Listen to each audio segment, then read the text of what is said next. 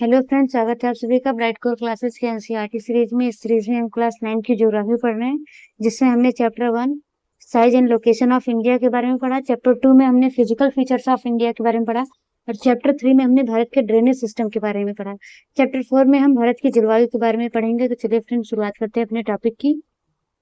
तो फ्रेंड्स, जो किसी भी क्षेत्र का जो प्राकृतिक पर्यावरण होता है, उसको समझने के लिए जो 3 मूल तत्व होते हैं, जिनमें से हमने 2 का अध्ययन पिछले क्लासेस में कर लिया है। हमारे देश की वायुमंडलीय अवस्था के बारे में हम आज पढ़ेंगे। जैसे बात करते हैं हम उसकी क्या कहते हैं, जलवायु की।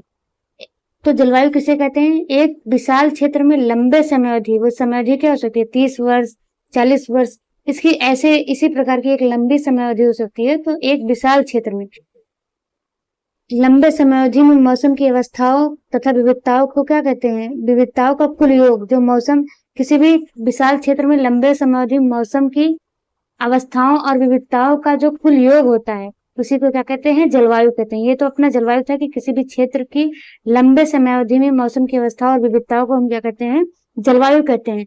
लेकिन मौसम क्या है? मौसम एक विशेष समय में एक क्षेत्र में वायुमंडल की अवस्था को बताता है। जो मौसम होता है वो किसी विशेष समय में एक क्षेत्र की वायुमंडल की एटमॉस्फेरिक अवस्था को बताता है। मौसम तथा जलवायु के तत्व, जो मौसम है और जलवायु के तत्व कौन कौन से हैं?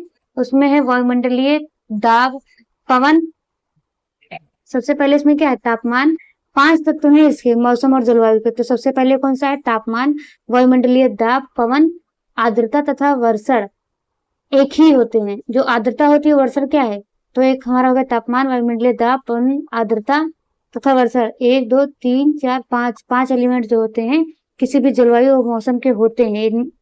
आपने अवश्य ध्यान दिया होगा कि मौसम की अवस्था प्रायः एक दिन में कई बार बदलती है।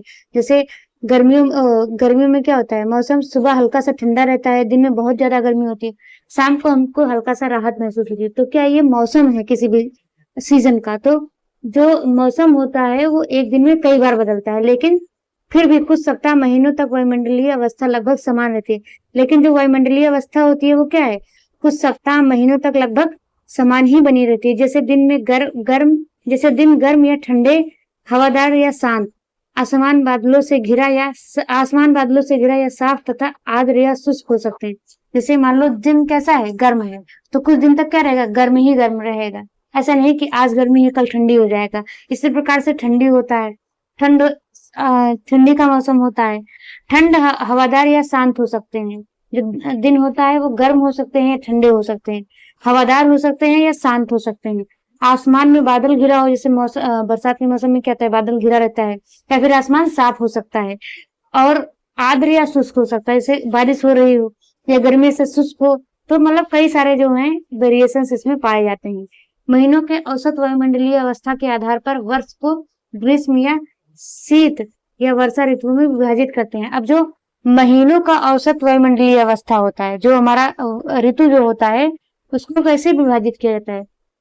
ऋतु को महीनों की औसत वायुमंडलीय अवस्था के आधार पर हम ऋतुओं को विभाजित करते हैं। जैसे ग्रीष्म ऋतु, वर्षा ऋतु या शीत ऋतु।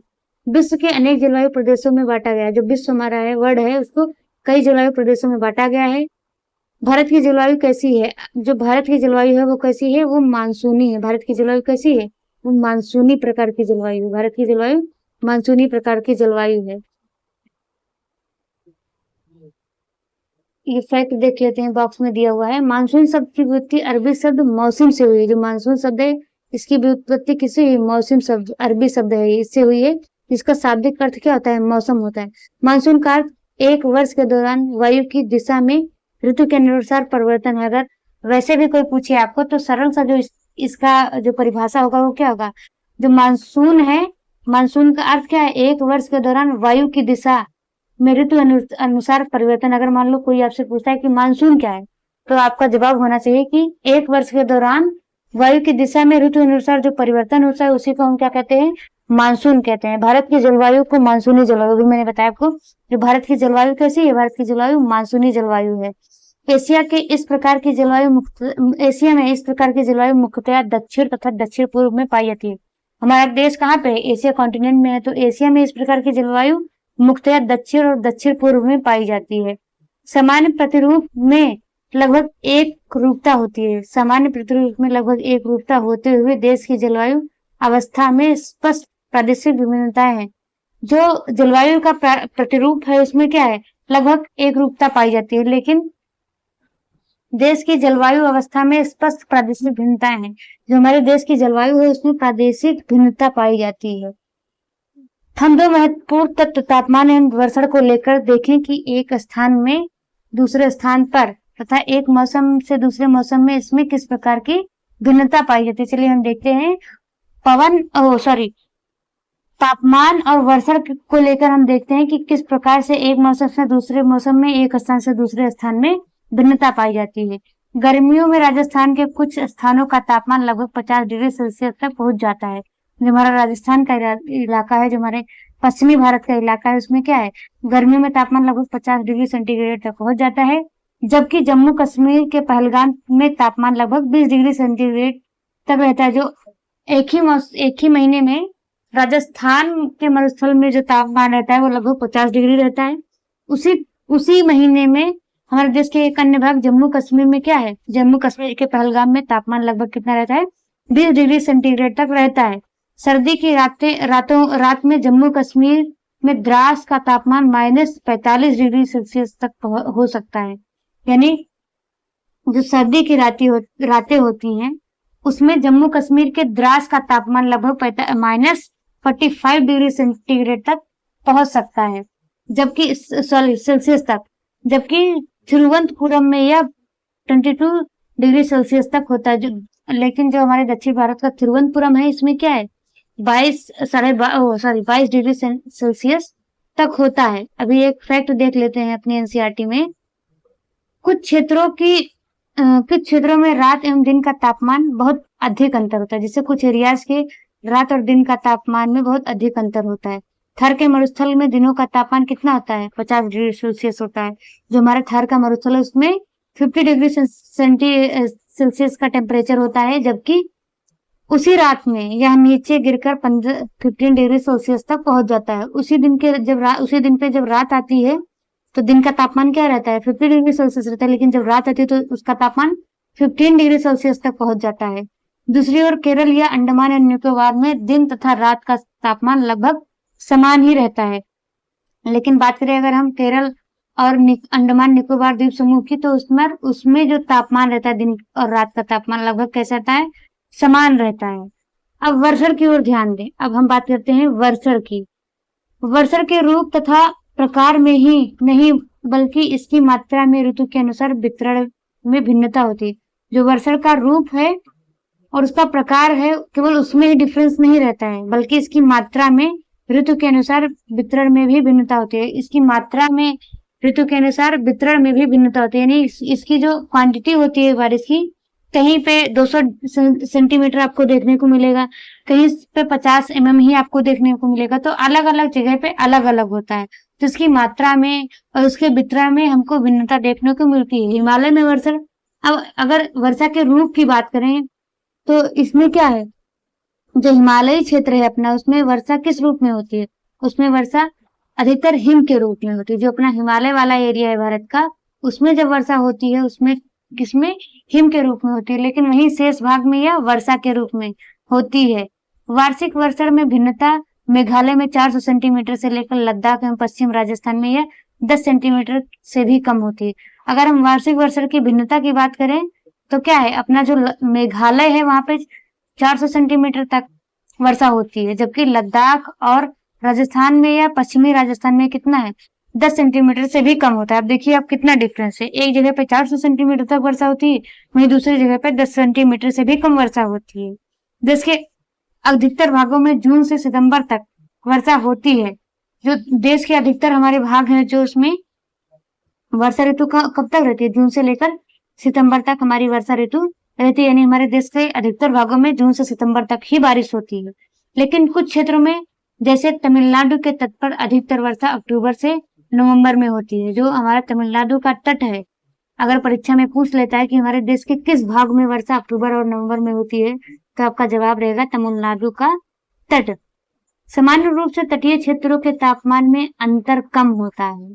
जो तटीय क्षेत्र का जो तापमान है उसमें क्या है, उसमें कम अंतर होता है। देश के आंतरिक भागों में मौसमी या ऋतुगत अंतर अधिक होता है। अगर हम देश के आंतरिक भागों की बात करें तो उसमें मौसमी और ऋतुगत अंतर अधिक होता है। उत्तरी मैदान में वर्षा की मात्रा सामान्यतः पूर्व से पश्चिम की ओर घटती जाती है। हमारा जो उत्तर का मैदान है, जो हमने पिछली क्लास में पढ़ा था, ये उत्तर के मैदान में वर्षा की मात्रा जो होती है हमारा पूरब से पश्चिम की ओर, मान लीजिए ये हमारा क्या है, उत्तर का मैदान है, तो इसमें जो वर्षा की मात्रा होगी ये होगा हमारा ईस्ट साइड और ये हमारा हो गया वेस्ट साइड। तो इसमें जो वर्षा की मात्रा ये पूरब से लेकर पश्चिम से, यानी इधर क्या होगा, ज्यादा होगी और इधर वर्षा क्या होगी, कम होगी। तो पूरब से लेकर पश्चिम तक क्या होता है, वर्षा की मात्रा हमारा घटती जाती है। ये भिन्नताएं लोगों के जीवन में विविधता लाती हैं और वर्षा की मात्रा जो है क्या है, वहां के लोगों के जीवन में विविधता लाती है, जो उनके भोजन, वस्त्र और घरों के प्रकार में दिखता है। जैसे जो वर्षा की मात्रा होती है, जैसे मान लीजिए कहीं पर ज्यादा वर्षा होती है तो वहां के लोगों के वस्त्र और मकान के छतों के आकार अलग प्रकार के होंगे। जहाँ पे कम वर्षा होती है वहां पर उनके छतों के आकार दूसरी प्रकार के होंगे। यानी जो वर्षा वाले इलाके हैं उनमें अलग प्रकार के, जो कम वर्षा वाले क्षेत्र हैं वहां के लोग के पहनावे, उनके भोजन में, उनके घरों में अंतर। जैसे मान लीजिए कहीं पर बारिश ज्यादा हो रही है तो वहां के लोग के भोजन में जो चावल की प्रमुखता, यानी जो चावल है उसकी प्रमुखता ज्यादा होगी। जैसे हमारा वेस्ट बंगाल, ये भी मतलब यहाँ पे भी ठीक ठाक मात्रा में वर्षा होती है। पूर्वोत्तर भारत हो गए तो यहाँ पे आपको भोजन में उनके चावल की मात्रा ज्यादा देखने को मिलेगी, क्योंकि चावल क्या है, एक जल गहन कृषि है। चावल की खेती जल गहन कृषि है, तो यहाँ पे जब ज्यादा पानी रहेगा तो चावल की खेती भी ज्यादा होगी। अब बात करते हैं जलवायु नियंत्रण की। किसी भी क्षेत्र की जलवायु को नियंत्रित करने वाले 6 प्रमुख कारक होते हैं। जो हमारा जलवायु होता है, किसी भी क्षेत्र की जलवायु है, जब वो भारत की ही बात नहीं है, किसी भी आप क्षेत्र की भी जलवायु ले लें, उसको नियंत्रित करने वाले 6 कारक होते हैं। इनमें से कौन सा, अक्षांश, तुंगता यानी ऊंचाई, वायु दाब, पवन तंत्र और समुद्र से दूरी, महासागरीय धाराएं और उच्चावच लक्षण। यानी अक्षांश क्या हो गया, जो हमारा ये जो पृथ्वी में ये क्या कहते हैं, पैरेलल लाइंस हैं इक्वेटर के, उन्हें की हम क्या कहते हैं, अक्षांश कहते हैं। तो जितना अक्षांश उच्च होगा उतना वहां का तापमान क्या होगा, मतलब तापमान में डिफरेंसेस होंगे। जैसे इक्वेटर का तापमान, जो इक्वेटर है हमारा 0 डिग्री, उसका तापमान कुछ और होगा। जो 90 डिग्री है वहां का तापमान कुछ और होगा। तो ये अक्षांश के अनुसार भी इसमें डिफरेंसेस आपको देखने को मिलेंगे जलवायु में। उसके बाद क्या है अपना वायु दाब है, जो एटमॉस्फेरिक प्रेशर होता है, इससे भी तापमान में अंतर देखने को जलवायु में अंतर देखने को मिलेगा आपको। ये नियंत्रित करते हैं जलवायु को। पवन तंत्र, एयर सिस्टम जो वहां का है, समुद्र से दूरी, यानी जो समुद्र से जो दूरी होता है, जैसे जो समुद्र के किनारे जो बसे होते हैं नगर, उसमें क्या होता है, उसमें तापमान में कम डिफरेंसेस देखने को मिलते हैं। आगे क्लाइमेट में भी बहुत ज्यादा अंतर नहीं होता है, लेकिन तापमान से दूरी, समुद्र तट से दूरी वाले क्षेत्रों में क्या होता है, जैसे हम बात करें उत्तर प्रदेश या उत्तर भारत की, तो वहां पर आपको ऋतुओं में परिवर्तन बहुत स्पष्टता दिखाई देंगे। गर्मी में बहुत भीषण गर्मी पड़ेगी, सर्दी में बहुत भीषण सर्दी पड़ेगी। लेकिन जो समुद्री क्षेत्र होते हैं, जो तटीय इलाके होते हैं, उसमें ऐसा नहीं है, उसमें कम चेंजेस आपको देखने को मिलते हैं। महासागरीय धाराएं, जो महासागर की धाराएं होती हैं, और उच्चावच लक्षण, यानी अगर आप मैदानी क्षेत्र में रहते हैं तो आपको दूसरी जलवायु महसूस होगी। अगर आप पर्वतीय क्षेत्रों में रहते हैं तो आपको दूसरी प्रकार की जलवायु को देखने को मिलेगा। पृथ्वी की गोलाई के कारण इसे प्राप्त सौर ऊर्जा की मात्रा अक्षांशों के अनुसार अलग अलग होती है। जैसे हमारी जो पृथ्वी होती है, तो वो क्या है, पृथ्वी का आकार, एक मिनट सॉरी, जो हमारा पृथ्वी है, जैसे मान लीजिए ये हमारी पृथ्वी है, तो इसमें अलग अलग, और ये हमारा हो गया सन, ठीक है।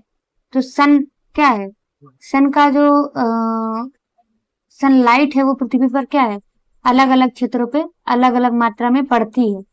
तो जो पृथ्वी का अक्षांश हो गया, जैसे ये यहाँ पे डायरेक्ट सनलाइट पड़ेगी, यहाँ पे क्या है, इसका सनलाइट क्या है, तिरछी रहेगी, यहाँ पे भी तिरछी रहेगी। ऐसे क्या ध्रुव तक जाते जाते और तिरछी हो जाएगी। तो अलग अलग क्षेत्रों पर अक्षांश के अनुसार जो सनलाइट होता है उसमें भी वेरिएशन यानी डिफरेंसेस पाए जाते हैं, अलग अलग क्षेत्रों में अलग अलग मात्रा में होता है। इसके परिणाम स्वरूप तापमान विषुवत वृत्त से ध्रुवों की ओर समानता घटता जाता है। तो जो हमारा तापमान विषुवत वृत्त के पास यहाँ से लेकर ध्रुवों तक क्या होता है, घटता जाता है। जब कोई व्यक्ति पृथ्वी की सतह से ऊंचाई की ओर जाता है, जो हमारा अर्थ सरफेस है, उससे ऊंचाई की ओर कोई व्यक्ति जाएगा तो वायुमंडल की सघनता कम हो जाती है। क्या होता है, एटमॉस्फेरिक जो क्या कहते हैं डेंसिटी है, वो क्या है, वायुमंडल की सघनता पृथ्वी की सतह से ऊपर की ओर जाने पर कम होता जाता है। और तापमान क्या है, इस वजह से तापमान घट जाता है। जहां पर सघनता ज्यादा होगी वहां पर तापमान ज्यादा होगा, और जहां पर सघनता कम होगा वहां पर तापमान कम होगा। इसलिए पहाड़ियां गर्म मौसम में भी ठंडी होती है। जो हमारी पहाड़ियां होती हैं, जैसे अगर आप गर्मी में जून के महीने में हिमालयाज में चले जाएं तो आपको क्या है, वूलन क्लॉथ्स पहनने पड़ेंगे, क्योंकि वो क्या है, उसका एल्टीट्यूड हाई है हमारे प्लेन्स के कंपेयर में।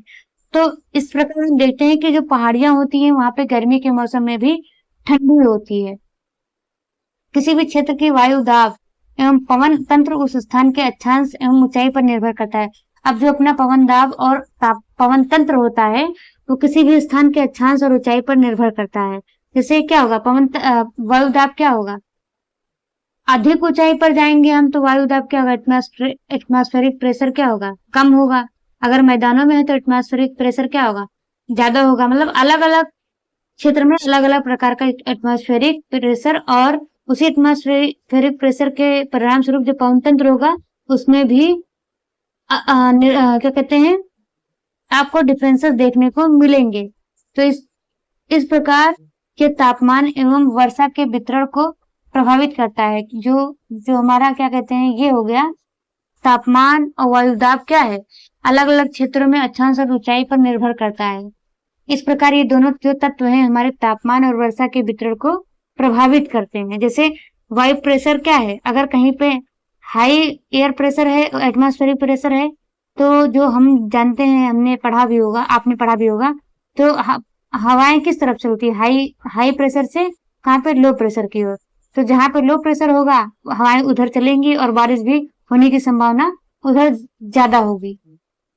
तो इस प्रकार हम देखते हैं जो एटमॉस्फेरिक प्रेशर है उसके अनुसार वायु और तापमान, वायु जिधर चलेंगी वर्षा की संभावना उधर होंगी तो वर्षा प्रभावित होती है। और तापमान भी हमारा जो एटमॉस्फेरिक प्रेशर है, जैसे कम प्रेशर है जहाँ पे तो वहां पर क्या होगा, तापमान कम होगा। जहां पर ज्यादा प्रेशर है तो वहां पर तापमान ज्यादा होगा। समुद्र की जलवायु पर समकारी प्रभाव पड़ता है। जो समुद्र होता है उसका जलवायु पर क्या होता है, समकारी प्रभाव पड़ता है। जैसे समुद्र से दूरी बढ़ती है यह प्रभाव कम होता जाता है। यानी कि जो समुद्र होता है, मान लीजिए ये हो गया ये प्रायद्वीपीय भारत हो गया अपना, ठीक है। तो प्रायद्वीपीय भारत के पास जो कोस्टल एरिया है वहां पर कोस्टल एरिया के निकट जो नगर होंगे वो क्या होगा, उसका जलवायु पर समुद्र का क्या पड़ेगा, समकारी प्रभाव पड़ेगा। यानी कि वहां पर ना एक्सट्रीम लेवल पर गर्मी पड़ेगी ना ही एक्सट्रीम लेवल पर सर्दी पड़ेगी। अगर हम बात करें पृथ्वी भारत के आंतरिक भागों में, अगर हम बात यहाँ कोस्टल लाइन्स की बात ना करें, आंतरिक भागों की बात करें, तो क्या है, समुद्र से दूरी बढ़ गई। तो जब दूरी बढ़ेगी तो ये प्रभाव जो होता है जलवायु का, समुद्र का जब जलवायु पर जो प्रभाव पड़ता है वो भी क्या होगा, वो कम हो जाएगा। ये जो समकारी प्रभाव पड़ता है कोस्टल एरियाज में समुद्र का, वो कम हो जाएगा दूरी बढ़ने से समुद्र से। लोग विषम मौसमी अवस्था, जैसे जैसे समुद्र से दूरी बढ़ती जाएगी वैसे क्या होगा, लोग विषम मौसमी अवस्थाओं को महसूस करेंगे। विषम क्या मतलब क्या होता है, जहाँ पे मौसम में समानता ना हो। तो समुद्र के किनारे का मौसम जो होता है वहां पर समानता होता है, ना बहुत अधिक गर्मी, ना दिन का तापमान बहुत गर्म, ना रात का तापमान बहुत ठंडा, यानी दोनों में लगभग समानता देखी जाती है। लेकिन जो आंतरिक भाग है, समुद्र से दूर के इलाके हैं, उसमें क्या है, विषम मौसमी अवस्थाओं को लोग महसूस करते हैं। इसे महाद्वीपीय अवस्था या गर्म, जैसे जो आंतरिक भाग हैं उसको मौसम की क्या कहते हैं, विषम अवस्था कहते हैं, जिसे हम क्या कहते हैं, महाद्वीपीय अवस्था भी कहते हैं, जैसे कॉन्टिनेंटल इफेक्ट जिसे कहते हैं, वो ये हमको आंतरिक भागों में देखने को मिलता है। जिसमें क्या होता है, गर्मी में बहुत अधिक गर्मी का महसूस होता है और ठंडी में बहुत अधिक ठंड महसूस होती है। महासागरीय धाराएं, अब बात करते हैं महासागरीय धाराओं की। समुद्र तट की ओर चलने वाली हवाओं के साथ तटीय क्षेत्र की जलवायु को प्रभावित करता है। जो समुद्र है वो तट की ओर चलने वाली जो धारा हवाएं होती हैं वो क्या होता है, तटीय क्षेत्र की जलवायु को प्रभावित करती हैं। उदाहरण के लिए कोई भी तटीय क्षेत्र जहां गर्म या ठंडी जलधाराएं बहती हैं, वायु की दिशा समुद्र से तट की ओर हो तब वह तट गर्म या ठंडा होगा। मान लीजिए ये हमारा कोस्टल एरिया और पराद्वीपीय भारत है, ठीक है। तो यहाँ जो समुद्र है, समुद्र से तट की ओर मान लीजिए इस ओर हवाएं चल रही है, तो क्या होगा, अगर ये समुद्र ठंडा है यानी हवा जो ठंडी है तो क्या होगा, इसका प्रभाव यहाँ पर भी पड़ेगा। तो इस प्रकार जो अगर ठंडा है हवा, ठंडी हवाएं चल रही हैं तो क्या है, ठंडा यहाँ का मौसम ठंडा होगा, लेकिन गर्म हवाएं चल रही हैं तो क्या होगा, मौसम गर्म होगा। तो इसी प्रकार से हम देखते हैं कि समुद्र का भी किसी भी क्षेत्र की जलवायु पर प्रभाव पड़ता है। या वहां उदाहरण के लिए ये हमने अभी देख लिया तटीय वाला इलाका। अब बात करते हैं अंत में किसी स्थान की जलवायु को निर्धारित करने में उच्चावच भी महत्वपूर्ण भूमिका निभाता है। जो एल्टीट्यूड होता है वो क्या है, किसी भी स्थान की जलवायु को निर्धारित करने में महत्वपूर्ण भूमिका निभाता है। ऊंचे पर्वत ठंडी अथवा गर्म वायु को अवरोधित करते हैं, जैसे हमारे ये माउंटेन्स हो गए, ठीक है। तो माउंटेन्स, हाई माउंटेन्स जो होते हैं ये क्या होते हैं, जो वायु होती है उसको ऐसे ब्लॉक कर देते हैं। तो किसी भी वायु को ब्लॉक कर देते हैं तो ये क्या है, उसको अवरोधित कर देते हैं। यदि उनकी ऊंचाई इतनी हो कि वे वर्षा वाले वायु के रास्ते को रोकने में सक्षम है तो ये उस क्षेत्र की वर्षा का कारण भी बन सकते हैं। जैसे अभी आपने हाल ही में देखा उत्तराखंड में बादल फटने की घटना, तो ये भी क्या है, पर्वतों के ऊंचे होने के संबंधित है। जो हाई माउंटेन्स होते हैं वो उन जो क्या कहते हैं, मानसून होता है उसको ब्लॉक कर देते हैं। और जैसे ही इतनी मात्रा हो जाती है कि बहुत अत्यधिक मानसूनी बादल हो जाए तो क्या होते हैं, बादल फटने की घटना हमको देखने को मिलती है। के पवन विमुख ढाल पर ढाल अपेक्षाकृत सूखे होते हैं। पर्वत का पवन विमुख ढाल क्या है, मान लीजिए ये हमारा माउंटेन है, मान लीजिए ये हमारा एक माउंटेन है, तो इधर से वायु चली, तो जिधर से वायु चल रही है यानी इस सतह से वायु ऊपर उठ रही है टकराकर, तो ये पवन अभिमुख ढाल हो गया। लेकिन ये वाला क्षेत्र क्या है, उसके अपोजिट डायरेक्शन में, यानी ये पवन विमुख ढाल है। तो यहाँ पर हम क्या होता है, इसके कंपैरिजन में क्या है, ये अपेक्षाकृत सूखे रहते हैं।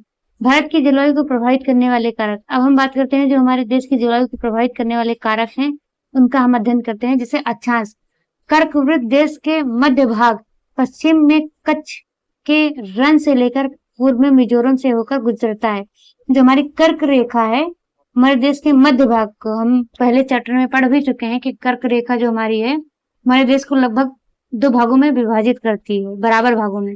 पश्चिम में कच्छ के रण से लेकर, जो हमारा कच्छ का रण है गुजरात में, वहां से लेकर मिजोरम, पूर्व मिजोरम से होकर गुजरती है। देश को लगभग आधा भाग कर्क वृत्त के दक्षिण में स्थित है। जो हमारा कर्क रेखा है उसके दक्षिण में हमारे देश का लगभग आधा भाग स्थित है। वहीं इसके आधा भाग इसके दक्षिण में स्थित है। जो उस कटिबंधीय क्षेत्र है, जो हमारा उत्तर में है आधा भाग, वो कर्क रेखा के आधा भाग लगभग उत्तर में है, और जो दक्षिण में भाग है उसको हम क्या कहते हैं, उष्ण कटिबंधीय क्षेत्र कहते हैं। कर्क वृत्त के उत्तर में स्थित शेष भाग को क्या कहते हैं, उष्ण कटिबंध। अगर सवाल आ जाए कि कर्क वृत्त के दक्षिण में जो भारत का क्षेत्र है उसे हम क्या कहते हैं, उष्ण कटिबंध के नाम से जानते हैं। वहीं कर्क रेखा के उत्तर में जो क्षेत्र है उसको हम उपोष्ण कटिबंध कहते हैं।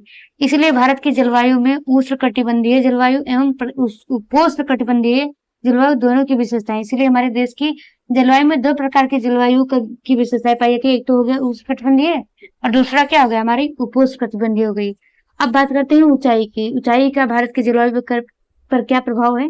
भारत के उत्तर में हिमालय पर्वत है, ठीक है, जो हमारा हमने पहले सेकंड चैप्टर में पढ़ा था। भारत के उत्तर में हिमालय पर्वत है। इसकी औसत ऊंचाई कितनी पड़ी थी हमने, लगभग 6000 मीटर है। अब बात करें तटीय क्षेत्रों की, तो उसकी औसत ऊंचाई लगभग कितनी है, 30 मीटर है। हिमालय मध्य एशिया से आने वाली ठंडी हवा को भारतीय महाद्वीप में प्रवेश करने से रोकता है। जो हम हिमालय पर्वत अपना है, देखिए ये इस मैप में दिया हुआ है, ये अपना हो गया हिमालयास और ये अपना हो गया एशिया। तो एशिया से आने वाली जो ठंडी हवाएं हैं वो क्या है, वो हिमालय पहले ही रोक लेता है। हमारे भारत ने इसको प्रवेश करने से पहले हिमालय इन हवाओं को रोक देता है। ठीक है फ्रेंड्स, तो अब बात करते हैं पर्वतों की। तो जो अपना हिमालय पर्वत है वो एशिया से आने वाली ठंडी हवाओं को रोक देता है। इन पर्वतों के कारण इस क्षेत्र में मध्य एशिया की तुलना में ठंड कम पड़ती है।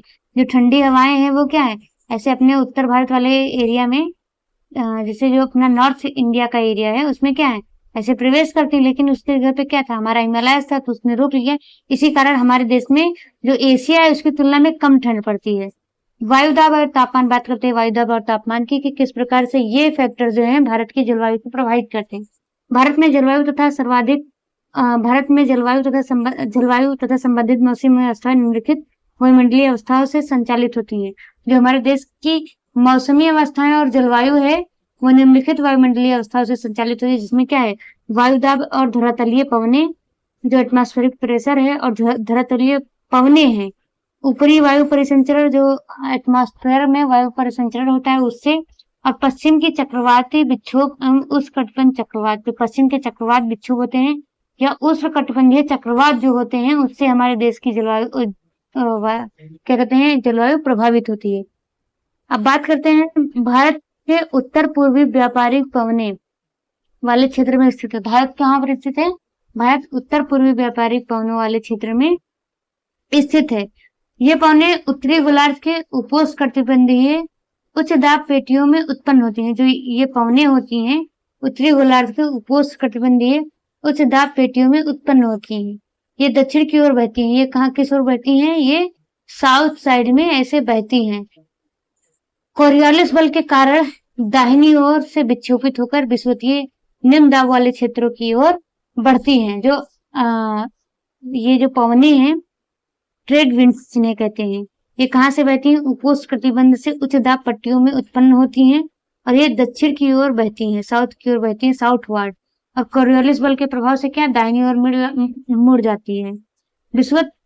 विषुवतीय निम्न दाब वाले क्षेत्रों में बढ़ती हैं। सामान्यतः इन पवनों में नमी की मात्रा बहुत कम होती है। इन पवनों में क्या होती है, नमी की मात्रा कम होती है, क्योंकि ये स्थलीय भागों पर उत्पन्न होती है। जाहिर सी बात है, अगर स्थलीय भागों पर वायु उत्पन्न होगी तो क्या होगा, क्या कहते हैं, वाटर वेपराइजेशन स्थलीय भागों से बहुत कम होगा। तो अगर वाटर वेपराइजेशन कम है तो जो पवन होगी उस क्षेत्र में बहने वाली एटमॉस्फेरिक एयर होगी वो क्या है, एटमॉस्फेरिक विंड्स में क्या होगा, हमारा मॉइस्चर जो है कम होगा।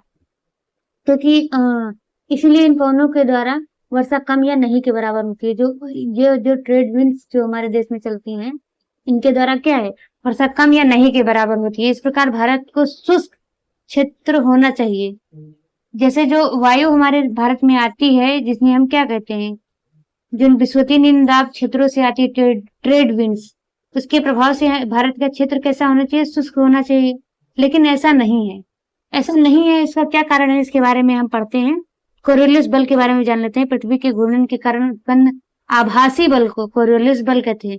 जो पृथ्वी क्या है, जो घूर्णन करती है उसके कारण जो बल उत्पन्न होता है, जो वर्चुअल फोर्स उत्पन्न होता है उसे क्या कहते हैं, कोरियोलिस बल कहते हैं। इस बल के कारण पवने उत्तरी गोलार्ध में दाहिनी ओर, यानी अगर हम बात करें उत्तरी गोलार्ध की तो पवने क्या है, उत्तरी गोलार्ध में पवने क्लॉकवाइज यानी क्लॉकवाइज, उत्तरी गोलार्ध में पवने क्लॉकवाइज और दक्षिणी गोलार्ध में पवने एंटी क्लॉकवाइज क्या होती है, विक्षेपित हो जाती है यानी मुड़ जाती है।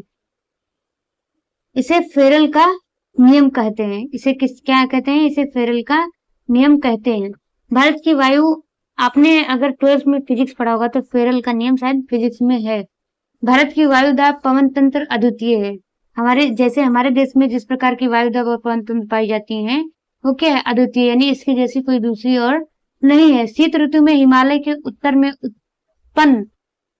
में उच्च दाब होता है। जो जब विंटर सीजन होता है तो हमारा हिमालय का जो एरिया है वहां पर क्या है, उच्च दाब होता है। उच्च दाब कहाँ पर होता है, जहां पर मौसम ठंडा होगा वहां पर क्या होगा, पवनें ठंडी होंगी तो भारी होंगी, तो क्या करेंगे वो हाई एटमॉस्फेरिक प्रेशर बिल्ड करेंगी। इस क्षेत्र की ठंडी शुष्क हवाएं दक्षिण में निम्न दाब वाले महासागरीय क्षेत्रों के ऊपर बहती हैं। जो इस क्षेत्र की जो ठंडी शुष्क हवाएं हैं और दक्षिण में निम्न दाब वाले महासागरीय क्षेत्रों के ऊपर बहती हैं। जिससे अभी मैंने बताया था आपको, जो वायु होती है वो हाई प्रेशर से लो प्रेशर की ओर। तो अगर हमारे हिमालयास के एरिया में क्या है, हाई प्रेशर है, तो जाहिर सी बात है दक्षिण में क्या होगा, लो प्रेशर होगा। तो जो एयर होगी वो कहाँ से, हिमालयास से दक्षिण की तरफ बहेगी। ग्रीष्म ऋतु में क्या होता है, आंतरिक एशिया एवं उत्तर पूर्वी भारत के ऊपर निम्न दाब क्षेत्र होता है।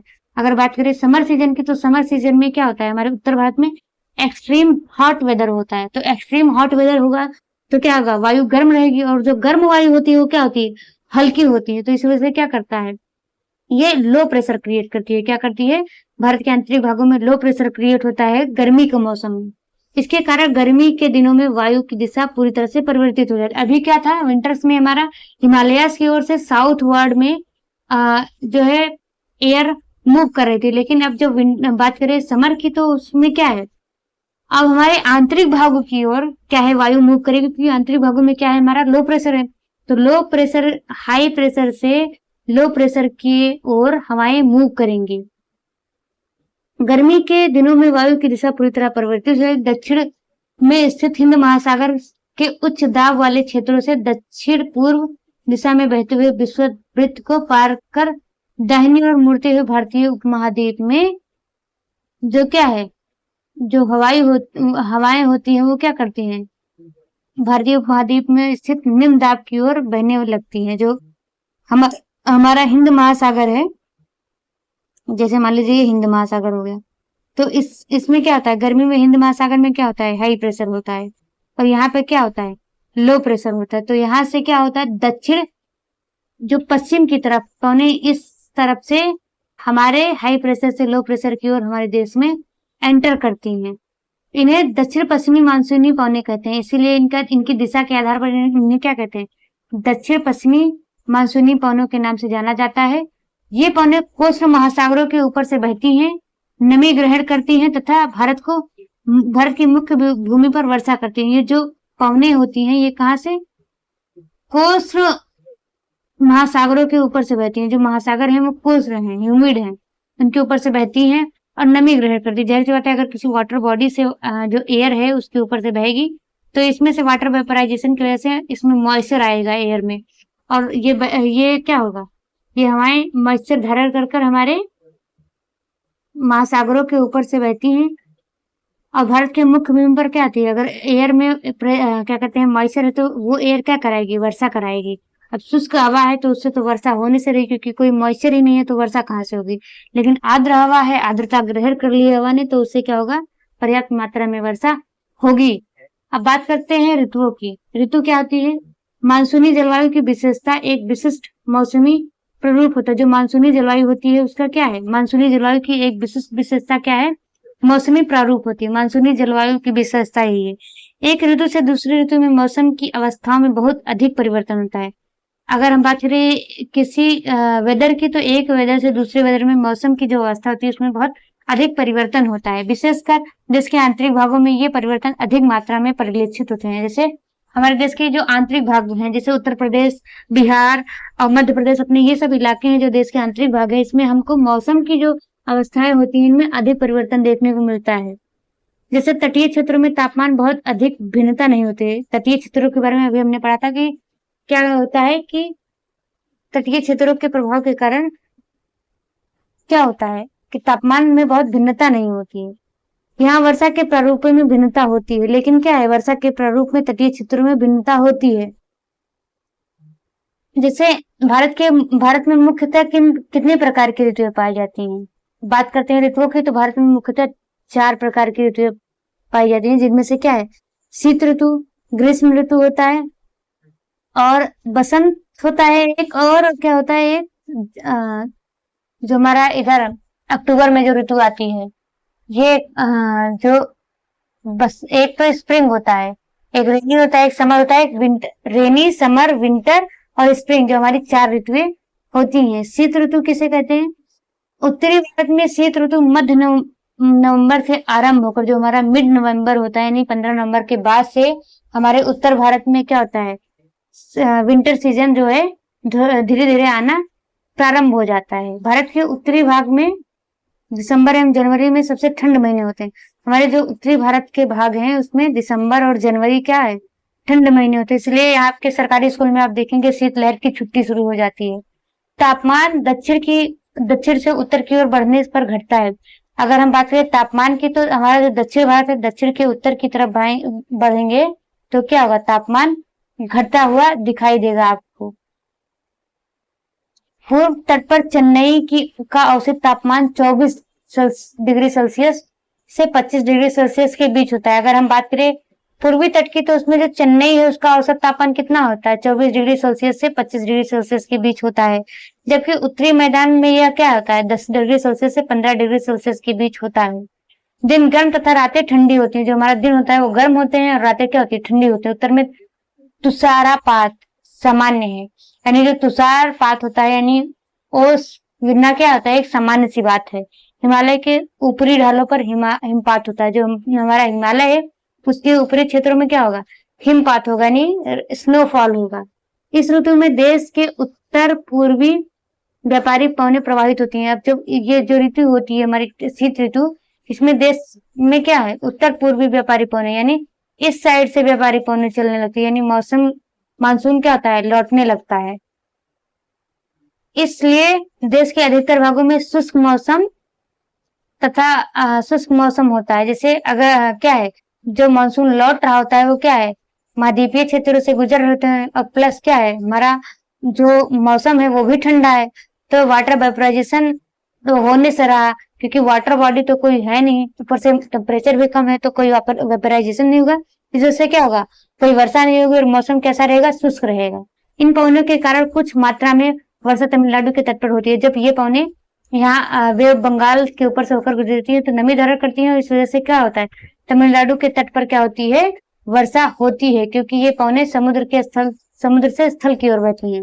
अभी मैंने आपको बताया कि वे बंगाल से क्या कहते हैं, आर्द्रता ग्रहण करती है, तमिलनाडु के तट पर इनसे बारिश होती है। अगर सवाल में परीक्षा में सवाल पूछा जाए कि शीत ऋतु में भारत के किस भाग में वर्षा होती है, तो आपका जवाब होना चाहिए तमिलनाडु में। और कारण क्या है इसका, ये जो उत्तर पूर्वी मानसूनी पवनें हैं, इनके कारण वर्षा हमें देखने को मिलता है।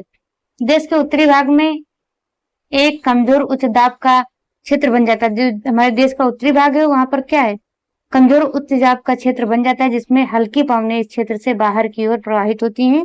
उच्चवत से प्रभावित होकर ये पवनें पश्चिम तथा उत्तर पश्चिम से गंगा के घाटी में बहती हैं। सामान्यतः इस मौसम में असमान साफ तापमान तथा आर्द्रता कम एवं पवनें शिथिल एवं परिवर्तित होती हैं। शीत ऋतु में उत्तरी मैदानों में पश्चिम एवं उत्तर पश्चिम से चक्रवाती विक्षोभ की अंतर्वाह विशेष लक्षण है। जो शीत ऋतु है उसमें हम क्या है, उत्तर के मैदानों में एशिया पश्चिम एवं उत्तर पश्चिम यानी जो पाकिस्तान और अरब सागर का एरिया जो है अपने से क्या है, चक्रवाती विक्षोभ का अंतर्वाह क्या है, विशेष लक्षण है। या कम दाब वाली प्रणाली भूमध्य सागर एवं पश्चिम एशिया के ऊपर उत्पन्न होती है। जो ये लो एटमॉस्फेरिक प्रेशर वाली जो प्रणाली होती है वो कहाँ पर, भूमध्य सागर और पश्चिम एशिया के ऊपर उत्पन्न होती है।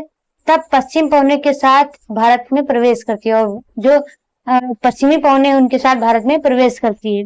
इसके कारण शीतकाल में क्या होता है, मैदानों में वर्षा होती है। जो क्या कहते हैं, उत्तर पश्चिमी चक्रवाती विक्षोभ होते हैं, उसके कारण हमारा जो मैदानी क्षेत्र है उसमें क्या होता है, वर्षा होती है। तथा पर्वतों में हिमपात, जिसकी उस समय बहुत अधिक आवश्यकता होती है, यानी कि गेहूं का जो गेहूं के खेत होते हैं उनको जल की आवश्यकता होती है, तो बारिश हो जाता है तो उसमें क्या होता है, उत्तरी मैदानों में उससे काफी हेल्प मिलता है।